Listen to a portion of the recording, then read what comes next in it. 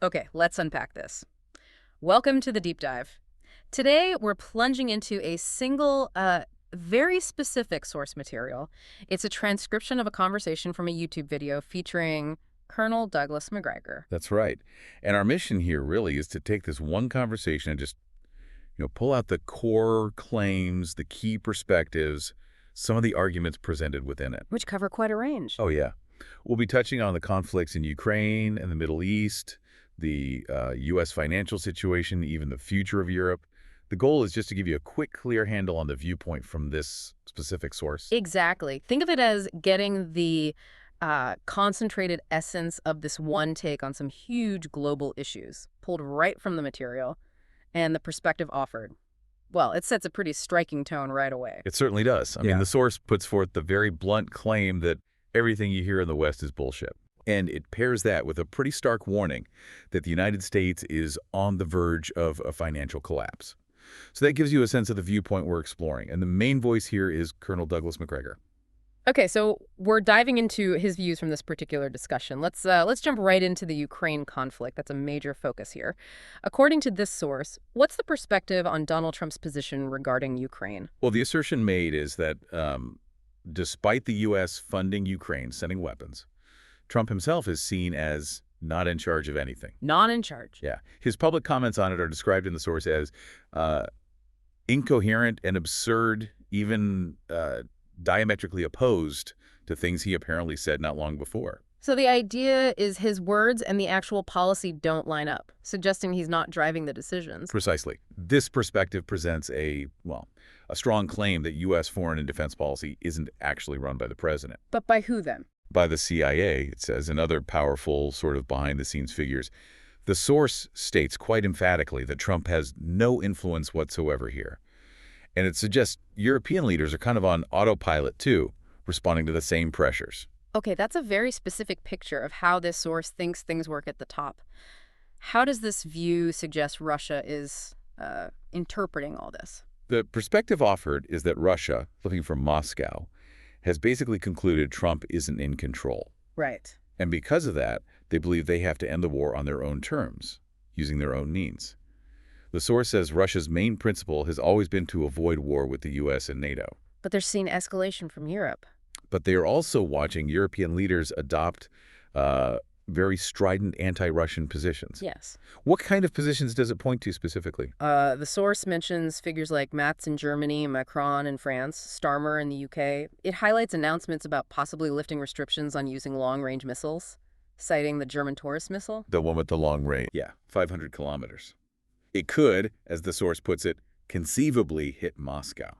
So, from Russia's perspective, according to this source, they see European escalation and maybe inconsistent U.S. leadership. That's the argument presented, yes. And based on that, the source claims Russia expects to escalate and ultimately win this war on their own terms, pretty much ignoring U.S. statements because, well, they believe Trump isn't really in charge anyway. Now, the source makes some very controversial claims about actions on the ground, particularly about civilian targets. It presents a view that's, sharply different from many Western reports. This source asserts the idea that the Russian military is like the old Soviet military is utterly false. How so? It claims Russians are not hitting civilian targets unless the Ukrainian military has occupied them, using places like hospitals, the source says, to set up anti-tank missiles, for instance. And in those cases? In those specific cases, the source argues, the Russians feel they have to destroy the weapon system, which might mean hitting the building itself. And it flips the script, claiming the other side targets civilians. Yes, the source claims it's Ukrainians attacking hospitals and civilian targets. Gives an example. An alleged Ukrainian drone attack on Putin's helicopter near Kursk, asserting this was undoubtedly with help from the CIA. The conversation also brings up this idea of a powerful group pushing for the war to continue. Absolutely. It talks about a powerful, perpetual war lobby. Where does it say this lobby exists? It claims this lobby dominates inside the Beltway, on the Hill in the Central Intelligence Agency, and to a large extent at the Department of Defense. And it draws a line between different groups. Yeah, it makes a distinction between people in the military who have, real skin in the game, and those on the Hill who, in this source's view, have no skin in the game and could care less about the actual human cost. What about U.S. military aid to Ukraine, especially thinking about a potential Trump presidency again? What does the source say there? Well, it notes Trump's aid might have been less than Biden's, but it expects aid to ramp up regardless. It also contains the claim that U.S. weapon stocks are clearly quite low, but insists wasteful cash is still flowing to Ukraine. Okay, one of the most striking points in this source, and definitely debated, is about casualty figures. The numbers are way off from many public reports. They are dramatically different, yeah. This source gives significantly higher figures for Ukrainian military casualties. It claims over 1.5 million soldiers killed. 1.5 million. That's the number given, compared to estimated Russian losses, which it puts around 120,000 to 130,000 dead troops. And that includes forces from Chechnya, Luhansk, Donetsk. So a huge difference in the ratio. It asserts the casualty ratio has worsened for Ukraine, claiming it's gone from 1 to 6 to above 1 to 10, and it attributes these supposed high Ukrainian losses to the army just falling apart. Where does the source claim it's getting these numbers? That's crucial. It's very specific on this. It claims its primary info comes from Russian, Polish, and Ukrainian people on the ground talking directly to the speaker. And it dismisses other reports. Explicitly dismisses Western reports on casualties as bullshit and just lies. It really emphasizes needing to talk to people with direct, on-the-ground contact to get what it calls the truth. And based on this picture of the conflict, the casualties, what's the source's overall assessment of Ukraine's situation? The claim made is very stark. It says, Ukraine is finished as a state. Finish. Wow. Okay. The source also goes into the nature of the Ukrainian regime itself, using some very strong language, It does. It describes the current government as a neo-Nazi regime. even addressing Zelensky's background. Yes, the source discusses the fact that Zelensky is Jewish, as are apparently many in his circle, and predecessors like Poroshenko. He even claims Yeltsin was Jewish. It suggests Zelensky was selected by many of the same people that have selected leaders in Western Europe, specifically to lead this campaign against Russia. And it connects this to symbols, how? Yes, it highlights the use of what it calls ridiculous Nazi symbols. It links this back to historical choices Eastern Europeans faced in World War II. Yeah. Fight with the Soviets or join the Wehrmacht or Waffen-SS. Right. The source claims millions joined the German side back then. It suggests these symbols are seen as useful today for mobilizing Ukrainians against a perceived Russian threat, but calls them fundamentally depraved and says they should have been discarded. And the argument is Russia finds this unacceptable. Exactly. The source argues that a government tolerating or promoting these symbols on its border is unacceptable to Russia. What about inside Ukraine, popular support, resistance? What does the conversation say? The source claims Zelensky is about as popular as AIDS inside Ukraine. Pretty blunt language. Very. And it also suggests that for the first time, there's real evidence of huge numbers of young men organizing themselves inside Ukraine to resist any further compulsory military service. So this picture of potential instability, that leads to discussions about migration, right, if the front lines shift. Yes. The source raises the risk of large numbers of people moving west into Europe if the front collapses and the Russians advance, maybe towards the Dnieper River. And this is seen negatively. Yeah, the source claims people in Poland, Romania, Hungary, Slovakia, Germany really want these Ukrainians to go home. It suggests the Russians don't actually want to rule Ukrainians and might even sort of help them cross the Dnieper to leave. And the solution offered for European countries. Simple, according to this source, defend your borders. Okay, let's shift gears now. The conversation also gives an outlook on the Middle East conflict. What claims does it make about Israeli goals? The source states that the Israelis are committed to project Greater Israel. And what does that entail, according to this view? It's said to involve the elimination of the Arab population or the Palestinian population in both Gaza and the West Bank.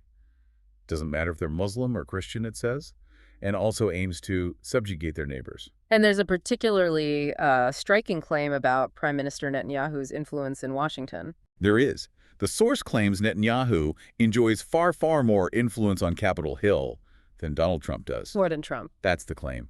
It goes further, alleging that large sums of money were spent to put him, Trump, in office by the supporters of the Israel lobby inside the United States. And how does the source describe Trump's reaction, or maybe lack of reaction, to this? It suggests Trump just avoids contradicting the Israelis. When Gaza comes up, he's said to either talk about its real estate value or just change the subject. Basically, unwilling to push back when pressed by Israeli interests. Even if he personally dislikes Netanyahu. Right. The source makes the point that while everyone who deals with Netanyahu apparently dislikes him, maybe including Trump, the argument is Netanyahu is still in charge on these matters, not Donald. So what does the source see as the likely path forward in the Middle East then? The probable outcome, according to this source, is that the Israelis will find a way to start the war with Iran. Could be a direct attack, it suggests, or maybe what it calls a false flag operation. Yeah. And the reason given is that Netanyahu, according to the source, is not succeeding in Gaza and needs to expand the conflict, like into a war with Iran, basically to stay in power. And the U.S. role in that scenario, according to this view? The assertion is, because of the support Netanyahu supposedly has in the Senate and House, the U.S. would be compelled to join that war against Iran. What about international pressure, countries stopping arms sales, things like that? Does that matter? The source claims Netanyahu doesn't care at all about that stuff as long as he has U.S. backing and unfettered access to our munitions and our weapon systems. So is there anything this source thinks could stop this potential slide towards war with Iran? It suggests the only real check on Israel at this point would be Iran striking back hard. Really? Yeah, this, it's claimed, would have an enormous impact and could potentially risk other regional players, Egyptians, Jordanians, Turks, maybe turning around and attacking him, Netanyahu. Why haven't they acted yet then? The argument presented is that these other countries fear going to war with the United States, not necessarily just the Israeli military itself. Okay. Moving to another major area in this conversation, the U.S. financial situation. The picture painted here is pretty grim. It's presented as being right on the verge of a financial collapse. That's the core warning. And what's the key indicator? The thing to watch, according to the source. A bond market. Specifically, the 10-year bond. That's called the bellwether. And why is that? The source claims interest rates keep rising despite the Fed trying to control them, which means the Fed has lost control. And there's a specific trigger point mentioned, a number. Yes, according to this source.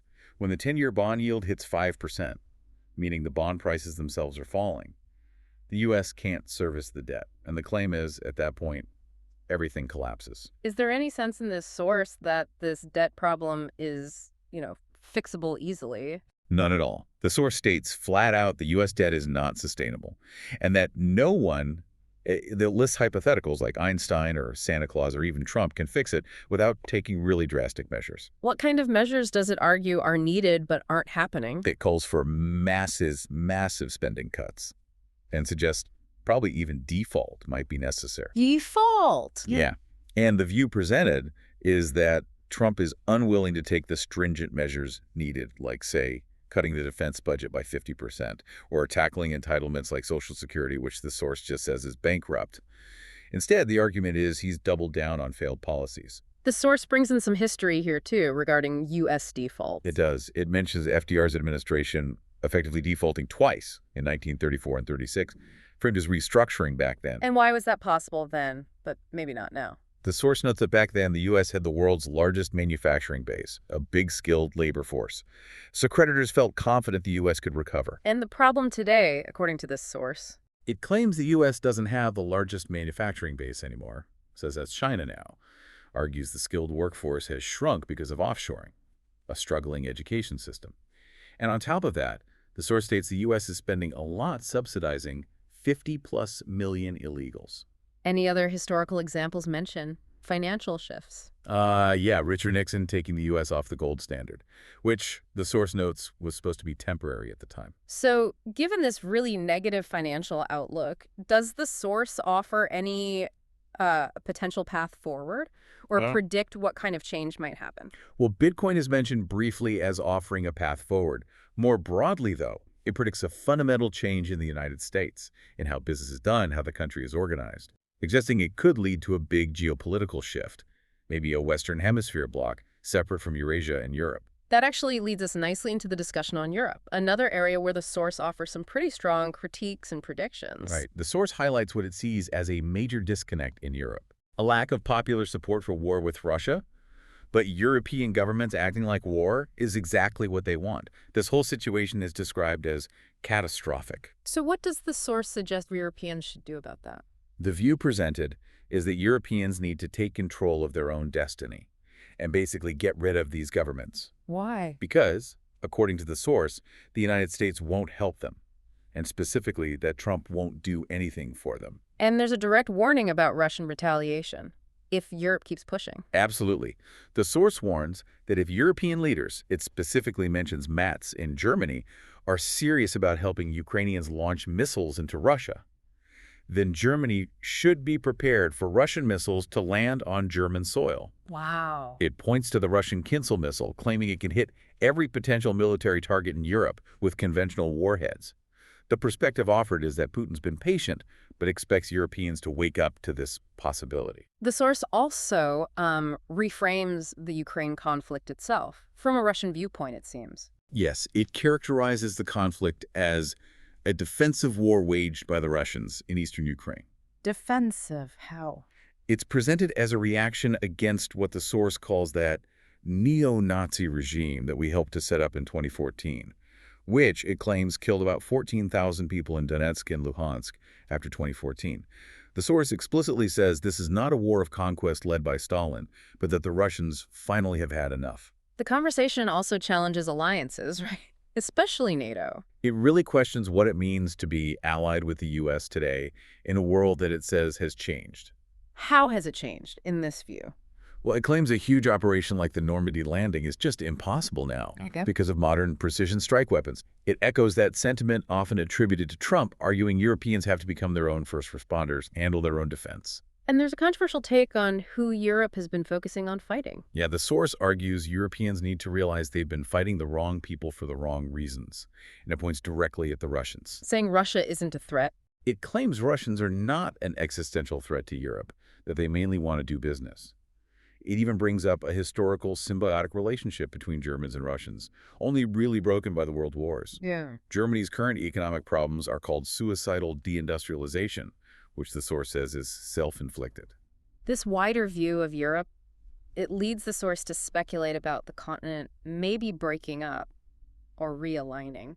Yes, the idea comes up that Europe might fracture into more homogeneously smaller blocks, driven by different national interests. It even references the old Roman line as a kind of historical, cultural, or military dividing line that might still have some relevance. Does it get specific about potential new groups or relationships? It does, yeah. It suggests Britain will likely stick close to the U.S. and Canada.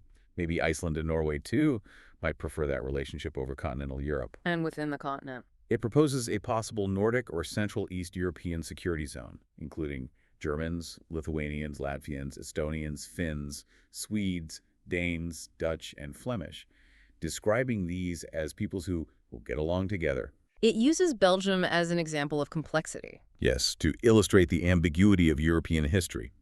Noting the long-standing Flemish complaints about subsidizing Wallonia, it also sees Austria and Hungary thinking along similar strategic lines, despite their history. And finally, there's a critique of the euro currency itself in the conversation. A very harsh one. The source calls adopting the euro the dumbest thing, and claims it had no chance of success right from the beginning. Why not? Because of the radically different monetary and financial policies between countries like, say, Germany and the Netherlands versus Italy and France. Just fundamentally incompatible, according to this view. Wow. Okay. That is an enormous amount of ground covered in just one conversation. I mean, we've pulled out claims on military conflicts, influence of different groups, stark economic warnings, European history, potential future realignments. It really shows the breadth of topics a single source like this can weave together. And, even if you don't agree with every point, looking at material like this gives you a very clear map of a specific viewpoint and how the arguments connect. It's a way to understand these alternative perspectives, the claims being made, even the controversial ones. Exactly. It's about getting a quick grasp of the ideas being put out there in the material you're examining. As we wrap up this deep dive, it feels right to circle back to a really provocative thought the source leaves us with right at the very end. Yes, that concluding idea presented is that the wars we should really be concerned about, well, they aren't overseas. They're not beyond our borders. They are the wars inside our borders. That's the phrase used. That's right. And the source makes the claim that national survival will entirely depend on the outcome of the war we fight at home, not overseas. It's a significant and maybe challenging point to end on, isn't it? Makes you think. What exactly are those wars inside our borders in your own context? Definitely something to ponder. A lot to think about indeed. That wraps up this deep dive into the conversation from this specific source. Thanks for joining us.